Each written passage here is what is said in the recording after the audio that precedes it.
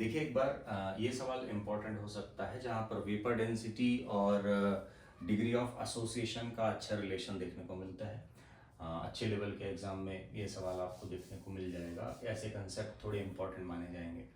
तो देखिएगा यहाँ पर क्या हो रहा है, यहाँ पर एक बेंजोइक एसिड है जो क्या कर रहा है, डाइमर बना रहा है। बेंजोइक एसिड से क्या बन रहा है, डाइमर।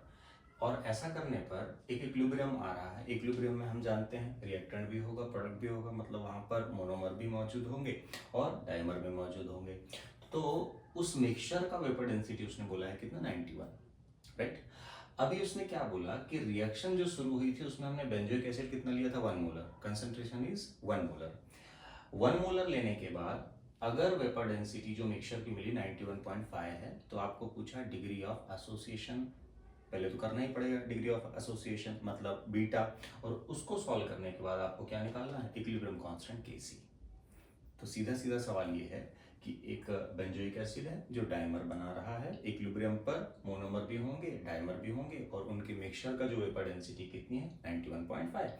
शुरुआत उसने किससे किया था, 1 मोलर से। अब आप बताओ इक्विलिब्रियम का कांस्टेंट बोले तो Kc क्या होगा, दैट्स इट। आया, आइए देखते हैं। यहाँ पर हमने देखा कि क्वेश्चन के हिसाब से t इक्वल टू 0 पर ये कितना लिया था, 1 मोलर। शुरुआत में 0 ही होता है ऐसा हम जानते हैं। सो t इक्वल टू इक्विलिब्रियम पर हम क्या बोलेंगे, 1 माइनस बीटा, और यहाँ पर क्या बोल देंगे, बीटा बाय 2, राइट। हम जान रहे हैं ये कौन है, मोनोमर, ये कौन है, डाइमर, राइट। अब ये एक है तो ये आधा है, ऑब्वियसली बीटा अगर खत्म हुआ तो ये आधा बीटा बनेगा, दैट्स इट। अब बीटा कैसे निकालते हैं और बीटा होता क्या है, तो बेटा बीटा होता है डिग्री ऑफ एसोसिएशन, ठीक है। जिस तरीके से अल्फा क्या होता था, डिग्री ऑफ डिसोसिएशन से एसोसिएशन। नाउ कैसे सॉल्व करते हैं बेटा, हमने रिलेशन डेराइव कर रखा था पहले भी। क्या होता है, small D minus small capital D into N divide by यहाँ पर स्मॉल डी और यहाँ पर कौन, एन माइनस 1। समझाता हूँ ये क्या होते हैं, आया कहाँ से है, बिल्कुल बेसिक सा कंसेप्ट है जो आपको ध्यान में रखना चाहिए। कैसे आता है, mass average is equal to mass total divide by क्या बेटा, एन टोटल, मोल्स टोटल। अगर यहाँ से आप सॉल्व करेंगे तो आ जाएगा। मास टोटल बोले तो किसका, मोनोमर जो स्टार्टिंग में रिएक्टेंट लिया उसका मास। मास एवरेज का मतलब क्या, इक्विलिब्रियम आने के बाद इसका मास और इसका मास का एवरेज क्या है, वह है। इस तरीके से आप ये सॉल्व कर सकते हैं, राइट।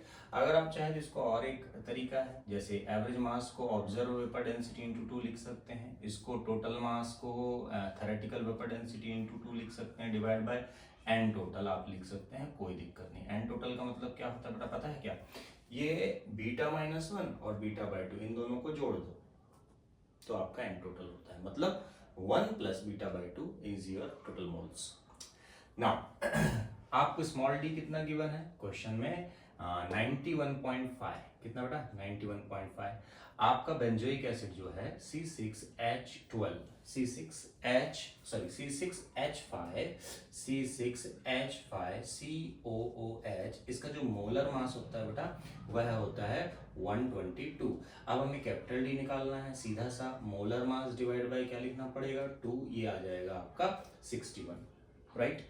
ये हो गया कैपिटल डी, ये हो गया स्मॉल डी। नाउ एन बोलो क्या बन रहा है, डाइमर, डाइमर बन रहा है, मतलब एन की वैल्यू क्या, 2। एन की वैल्यू होती है number of monomers, number of monomers, right. कोई दिक्कत, जैसे डाइमर है तो 2 लेने का, ट्राइमर होगा तो 3 लेने का, टेट्रामर हो तो 4 लेने का, पेंटामर हो तो 5 लेने का, ऐसा कुछ, ठीक है।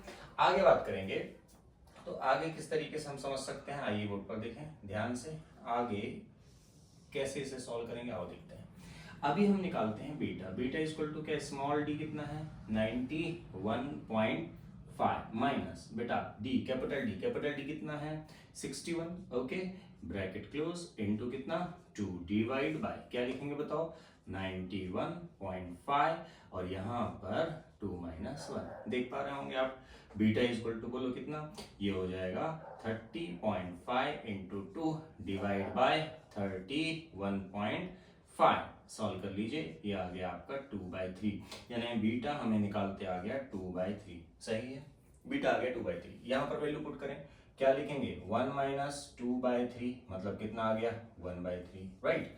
और यहाँ पर हम देख रहे हैं तो क्या लिखेंगे 2/3/2। आप देख पा रहे होंगे यहाँ पर सॉल्व करने पर कितना मिलेगा, 2/6, बोले तो 1/3, यहाँ पर भी 1/3, बोलो ठीक। नाउ अभी हमको निकालना है इक्विलिब्रियम कांस्टेंट Kc। तो बताओ कंसंट्रेशन ऑफ प्रोडक्ट लिखना पड़ेगा। प्रोडक्ट कौन है, C6H5 प्रोडक्ट कौन है, C6H5COOH, और ये क्या है, डाइमर, इसलिए ट्वाइस लिखूंगा और पावर कितना लिखूंगा, 1/2, डिवाइड बाय, बोलना बेटा क्या लिखना पड़ेगा यहाँ पर हमें लिखना पड़ेगा कंसंट्रेशन ऑफ C6H5COOH, ये लिखना पड़ेगा। वैल्यू पुट करिए, Kc इक्वल टू कितना, ये कितना है बेटा, 1/3, और 1/3 to the power 1/2, that's it. यहाँ पर क्या लिखना पड़ेगा, 1/3, और क्या। अब बताओ इसे सॉल्व करते हैं। Kc इक्वल टू, ये 3 नीचे आएगा, ये 3 ऊपर चला जाएगा, तो क्या लिखेंगे, 3/√3, अरे 3 की पावर 1/2√3 ही तो होता है। अब इसको अगर हम ध्यान से देखें तो सिर्फ क्या बचेगा, √3, और √3 सॉल्व करेंगे तो 1.73, यह आपका आंसर है। ठीक है, थैंक यू।